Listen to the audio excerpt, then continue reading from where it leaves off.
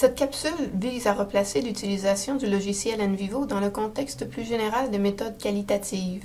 Sans prétendre ni pouvoir remplacer un bon manuel sur le sujet, on pourra mieux comprendre, méthodologiquement parlant, la place d'NVivo dans le processus de recherche ainsi que d'en déterminer ses limites. En toute fin, quelques références sont fournies tant sur les méthodes qualitatives proprement dites que sur l'utilisation d'NVivo dans un tel contexte. Pour bien saisir le potentiel d'utilisation d'NVivo, il faut revenir sur certains concepts clés. Le premier et non le moindre est relié à la division méthodologique classique que font la plupart des auteurs sur la recherche avec un grand R. Méthode quantitative d'un côté, méthode qualitative de l'autre, avec quelque part au centre les méthodes mixtes, censées allier les chiffres et l'expérience humaine afin de mieux saisir la réalité qui nous entoure. NVivo a été spécifiquement développé pour les méthodes qualitatives et dans une moindre mesure pour les méthodes mixtes, du moins pour la portion qualitative des devis de recherche. En effet, NVivo ne sera d'aucune utilité pour les méthodes quantitatives, si ce n'est à l'extrême limite pour sa capacité de prendre en considération les caractéristiques socio-démographiques des participants. Bref, rien qu'un chiffrier électronique plus conventionnel ne saurait faire plus facilement et efficacement.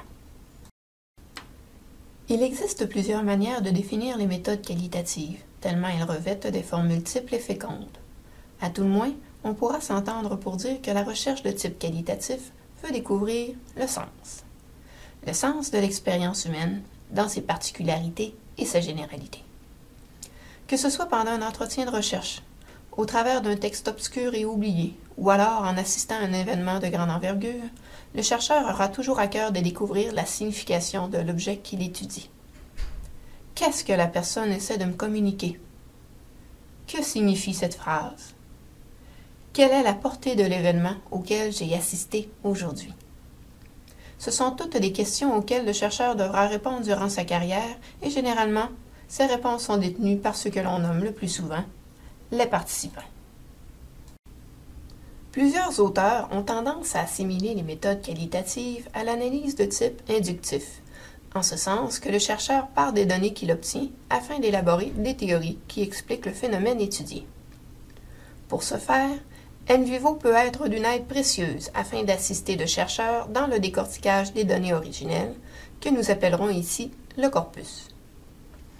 Le corpus original peut être constitué d'une multitude de sources de données. Entretien de recherche, médias traditionnels ou électroniques, ou encore observations sur le terrain, pour ne parler que de celle-ci. Peu importe la source, NVivo sera particulièrement utile dans la déconstruction de ce corpus original.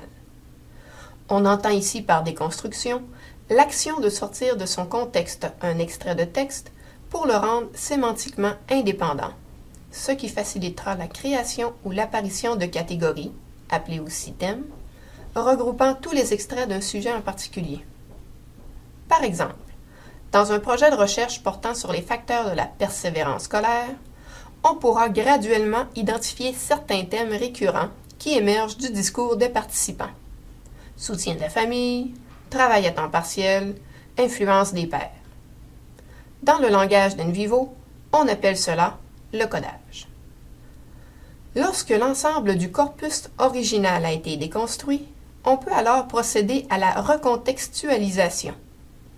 Le chercheur tente ainsi de répondre à ces questions de recherche de départ en assemblant les différents thèmes qui ont émergé en une nouvelle structure. Le résultat final est généralement présenté dans un rapport de recherche, un mémoire ou encore dans une thèse de doctorat. Quelques précautions d'usage avant de terminer. En recherche qualitative, comme nous l'avons spécifié précédemment, on s'intéresse au sens que les gens donnent à leur propre expérience. C'est donc dire que le chercheur transige avec la subjectivité des participants de son étude.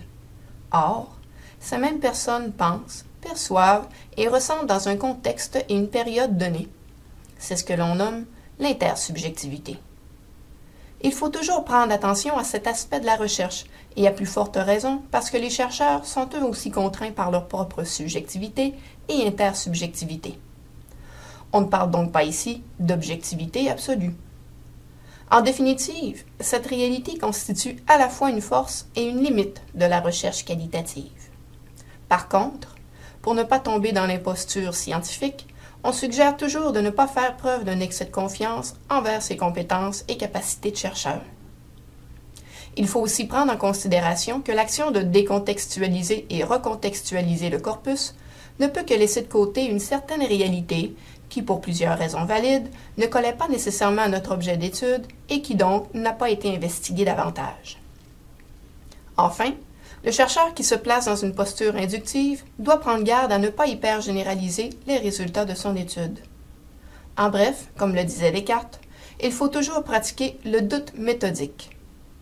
Doute envers soi-même, doute envers ses instruments de mesure, et enfin, doute envers le sujet de recherche qui nous interpelle. Le doute méthodique n'est pas une garantie que le chercheur atteindra la vérité, mais au moins, il permet à ce dernier de conserver son intégrité et sa transparence tout au long de ce processus exaltant que l'on nomme la recherche scientifique.